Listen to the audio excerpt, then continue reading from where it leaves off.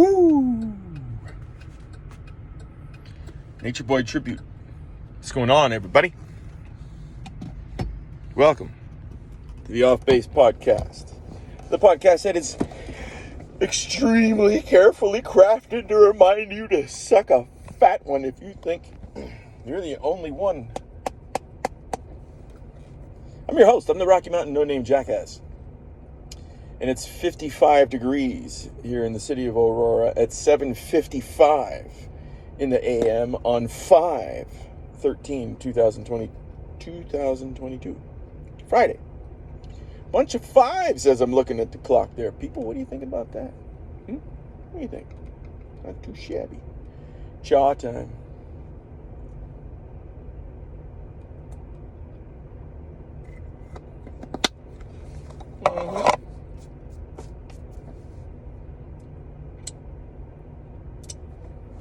Pardon me.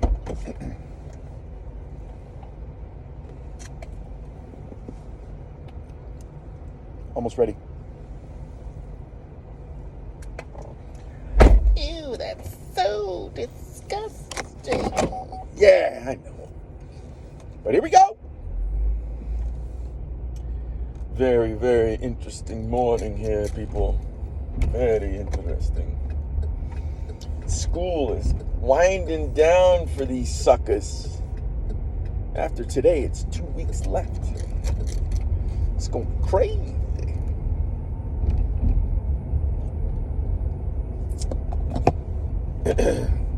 And hopefully it will continue to warm up. You know, Chicago is known as the Windy City.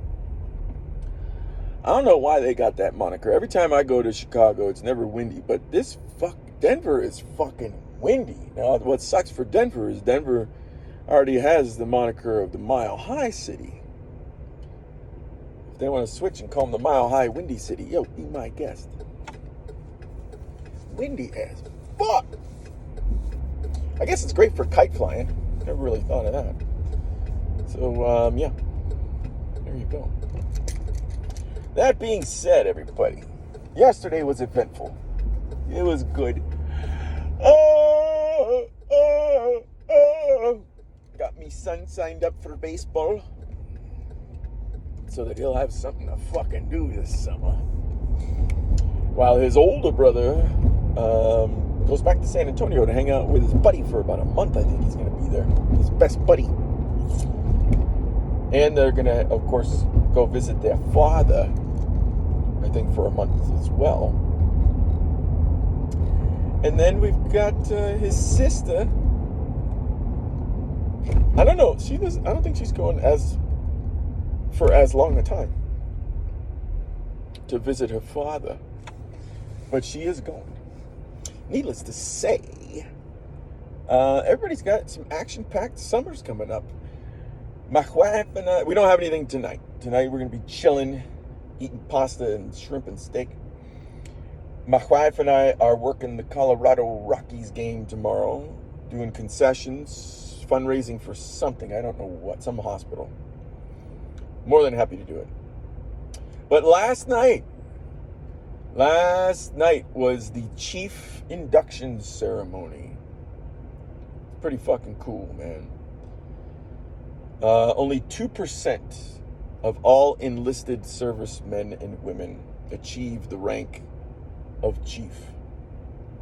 And I think there were 11 of them that got promoted yesterday to chief. Pretty fucking cool, man. Pretty fucking cool. And the guy who lives across the street from us in the cul-de-sac, he's the chief of the entire base, so he presided over the proceedings. He's a cool dude. He looks like Vin Diesel and The Rock combined. So he's built pretty well. He's a good-looking dude. His wife, though, is freaking tiny. It's a funny matchup to see him, because he's probably, I don't know, maybe 6'2", 6'3", and she's like 5'2", 5'3". I saw her at the gym last Saturday or Sunday, and it was weird because really the only other people that I come in contact with that I look down to, the only other person is my son. But I was looking down to her. I was like, well, she's very nice though. Don't get me wrong. She's just short. Anyway,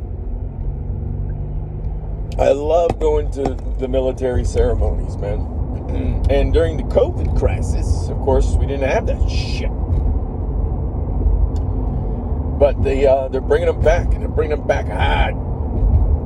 And we went to the chief induction ceremony last year when we were in Florida as well. And I was like, oh, this is cool, man. Just all the ritual and shit that they go through as they continue to get promoted through the ranks. It's pretty awesome. Last week we did a colonel promotion. We went to that for a woman that works with my wife.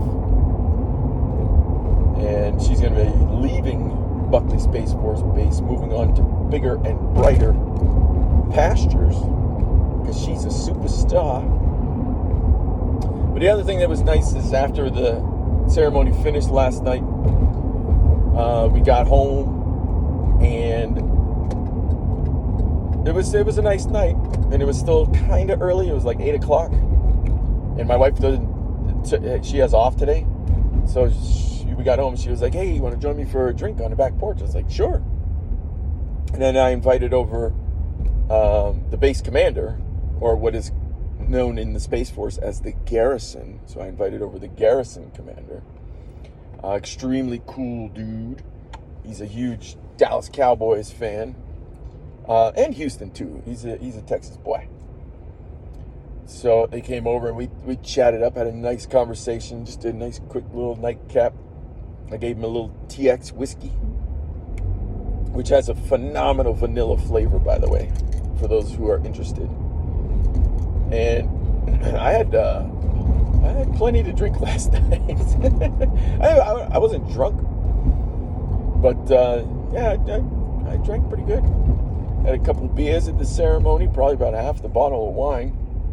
And then we got home and I had a little scotch and then a little more wine. So, like I said, I wasn't hammered. Like, I was still pretty coherent, but my brain is kind of feeling it today. And I got lots of work to do as well. Later on this afternoon, I got to go back, pick up stepson, and take him to the driving school this afternoon. He's got to do that 3 times before he gets his actual license here in Colorado. So he's got that going on. And then since we didn't do our Thursday workout because of the chief induction ceremony last night, we'll be getting our Murph on. Hell yeah, son. I'll be doing mine in increments of 4, 8, 12, which will require me to do 25 rounds. And if anybody out there doesn't know what the fuck I'm talking about, I'll tell you. I'll explain it. I will break it down. The Murph, and I've said this before, but it's nice to catch up. The Murph is a CrossFit workout that is named for a fallen hero who used to do it. I started to read a little bit more about it. Who used to do it when he was deployed every day, I think. This dude was a beast. He'd have a 20-pound rucksack on, or I think he would just put like his gear on. And he would run for a mile, and then do 100 pull-ups, 200 push-ups, 300 squats, and then run another mile. It's a fucking beast of a workout by itself, let alone with a 20-pound rucksack on. So, you know, the goal for me at my age is just it's just completing it without a rucksack. And running, you know, I'm not a big runner. Because it always messes with my low back the next day, and I'm always too sore. So what I've been doing is I've been walking the 2 miles on an incline, on a 10% incline, at about 3 miles per hour. So what I'll do is I'll walk a half an hour, get off, and do a round of several rounds of the pull-ups, push-ups, squats. And if I'm doing in rounds of 4, total of 25. Let's see, I'll do 8 rounds. I'll do 8 rounds of that, get back on the treadmill, walk another half mile, get off, do 8 rounds, walk another half mile, get off, do 8 rounds, and then by that time I will have had 96 pull-ups and then I walk the last half mile and then get off and then just do one more round of pull-ups, push-ups, and squats to give me 100, 200, and 300. The entire workout, walking it, takes about 65, 70 minutes. If you were to run it, you could probably shave 15 to 20 minutes off of the time. So in general, it's a workout that's going to take you plus or minus 10 minutes. It'll take you an hour, plus or minus 10 minutes. So I'm looking forward to getting that in today, because then when we're done, I'm going to have a fabulous fucking meal, which is the Cacio de Pepe, that we first learned of this particular meal at a restaurant in San Antonio. When we went to a restaurant in San Antonio called Brasa Brava, that I think was started by authentic Italians. What do I mean authentic? I think they came over from Italy is what I mean by that. I don't know what an authentic Italian is. Am I an authentic Pole? I am Polish. I am a dumb jackass, everybody. So what they do to make the Cacio de Pepe is they actually, I think they put, probably a flammable type of oil inside of a carved out Parmesan cheese wheel. And they boil up the pasta noodles, so the pasta's hot. And then put the pasta inside the cheese wheel while it's hot. And start to stir it around so it starts to take on the texture of the cheese, or the cheese just melts onto the noodles. And they just continue to stir it around, and then we'll light the oil that's on fire in there to continue to melt the cheese and to get it onto the noodles. And then it's topped with pepper as well, because that's what Cacio de Pepe is. It's cheese and pepper. And then you can put whatever protein that you want on it. But it's such a simple goddamn dish. It's incredible. Now, the way in which I do it, the way I've been doing it for the past month or so, I don't have a Parmesan cheese wheel. And by the way, little known fact, there was a bank. Well, I don't want to say was. I think it still is. I think there is a bank in India that would actually take Parmesan cheese wheels for collateral, because those things are fucking huge, and like they cost like, a couple grand to buy. So when I thought about it, I was like, well, wait a minute now. Parmesan cheese lasts, a pretty good while, especially if you're keeping it cold. And if you've got the rind around it, you're protecting it on the inside, so it can store your value without a doubt. And I thought it was just a real ingenious way for something to be used as collateral, a fucking Parmesan cheese wheel. Anyway, I don't have a Parmesan cheese wheel, so I end up getting a really, really good Parmesan from the grocery store that's by the kids' school. So when I go to pick up, oh no, I'm not picking them up tonight. Oh, I got to check and make sure I still got enough Parmesan. It's called Miller's. Miller's is the brand of Parmesan. Fucking phenomenal Parmesan cheese.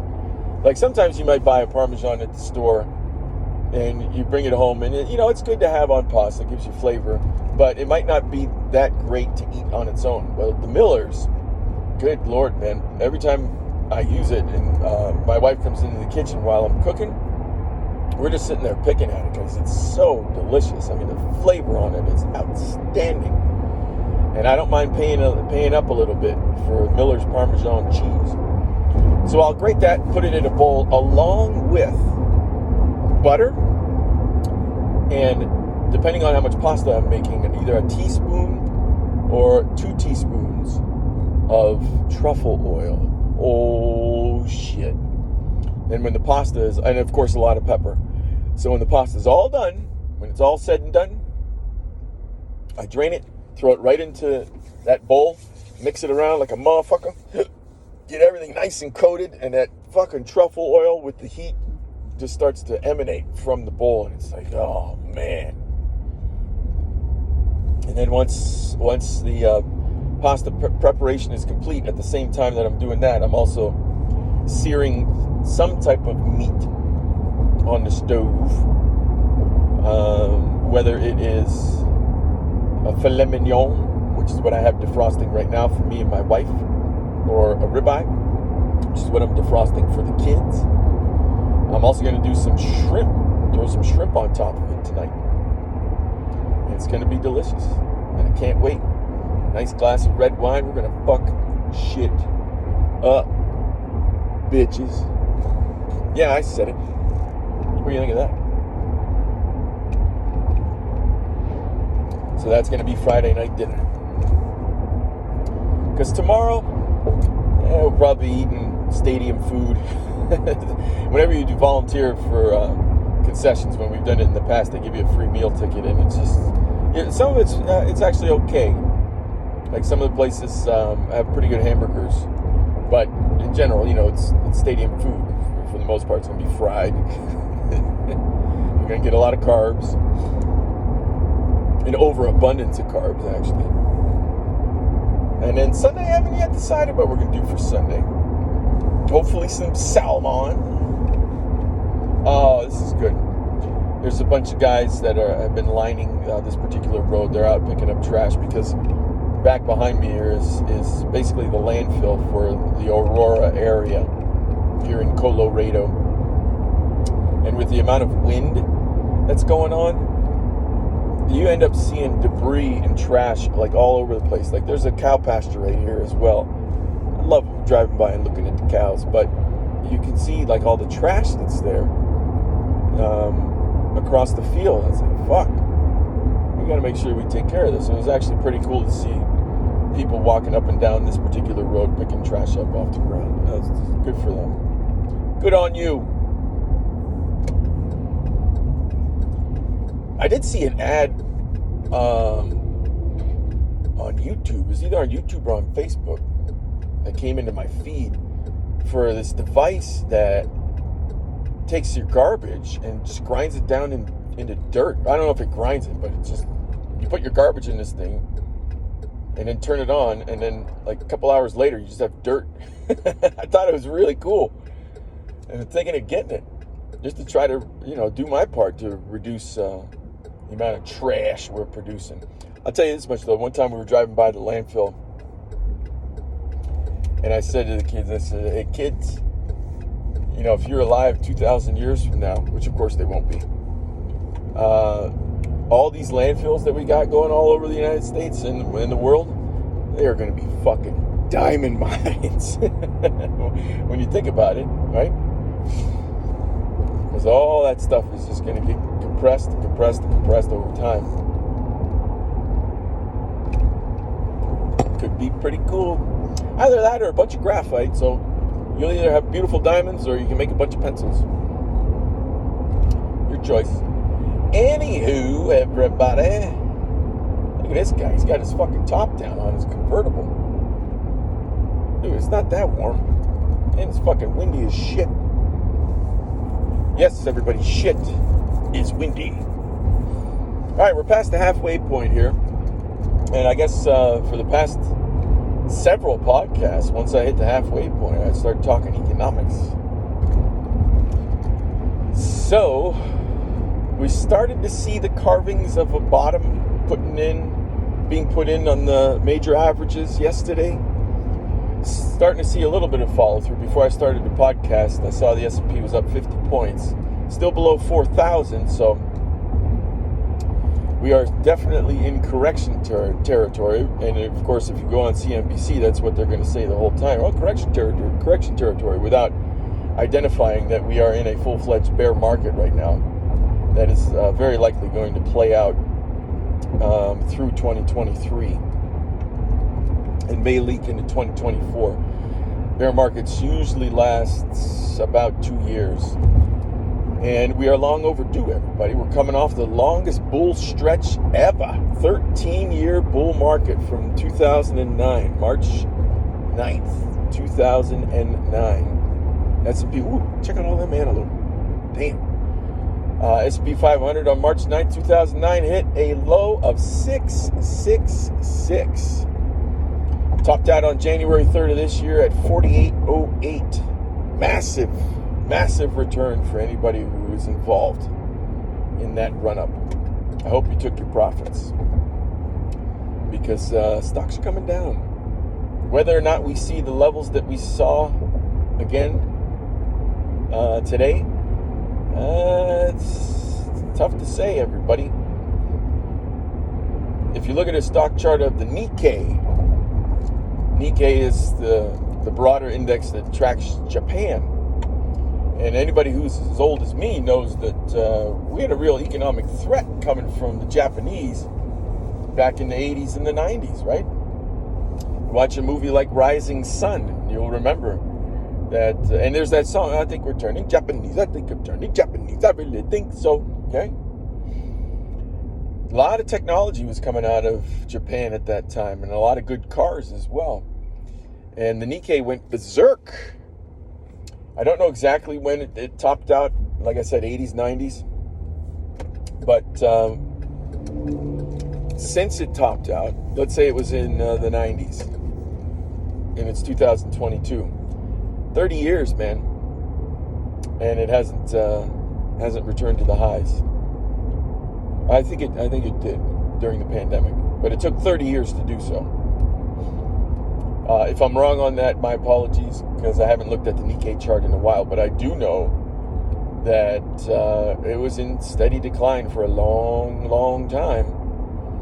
And for people who might think that this bubble that we have, this everything bubble that's popping, if they think that we're going to be right back at the highs in the S&P, back up to 4,800 from the carnage that has happened over the past 5 months, if you think you're just going to zoom right back up to the highs and keep going, you might have another thing coming. If you look at the S&P and compare it to the Nikkei's run up back in the 80s and the 90s, it's pretty similar. And when you get securities that have been so overvalued as they have been by all kinds of measures, the best one to use, one of the most simplest, I should say, to use, is Warren Buffett's indicator, where he takes the value of the Wilshire 5,000, I think, and divides it by GDP. That ratio is at ridiculous levels. The last time that it was at levels like this was in the tech bubble. Well, it completely surpassed the levels that it was at during the tech bubble. And we all know what happened after the tech bubble. The NASDAQ bubble burst, right? NASDAQ hit a high of, NASDAQ 100, I think, hit a high of 5,000. I think that's what the value was. And it didn't return to that level until, I think it was 2018, 2019, I think. So for the NASDAQ, it took 20 years to get back there. Well, hey, we could without a doubt be seeing the exact same thing happen with the U.S. markets now, where we get into a protracted either bear market or just sideways market for years, because we have to do some rebuilding after all this inflation. Morning, man. Sir? Not bad. Love the mustache, by the way. Thank you, sir. Love the mustache. Thanks. These security guys, when they wear their cop mustaches, man, it always cracks me up. Last night at the chief induction ceremony, one of the guys that was sitting at our table was the guy who is in charge of security forces. Very cool dude. Very cool. I forgot his name. His last name was, I think, Roy. Anyway, that just reminded me of that. Where was I? Economics. Yeah, back on base. So we'll wind this thing down. I hope everybody pays attention to their finances. There's a lot of people who passively have their money invested in their 401ks. Money just it goes out of their paycheck into their 401ks every month or every payday, and they don't really pay attention to it. They leave it to the money managers. Well, you know what? If you did that in 2008, you got hammered. Cash is a perfectly viable position in a bear market. It gives you firepower so that when things go on sale, big time, you can buy them at cheap prices. And That day's coming. Because the low that we're trying to carve out right now, I don't think it's the ultimate low. I think we have much, much further to go down. At which point, you got to put some money to work, everybody. All right. I got Denver in the foreground with the Rockies in the background. The white caps are starting to melt as we start to approach summertime. And I am going to sign off for right now. Wishing everybody a great weekend. Enjoy it. Do your best. Forget the rest. And I'll smell you on Monday.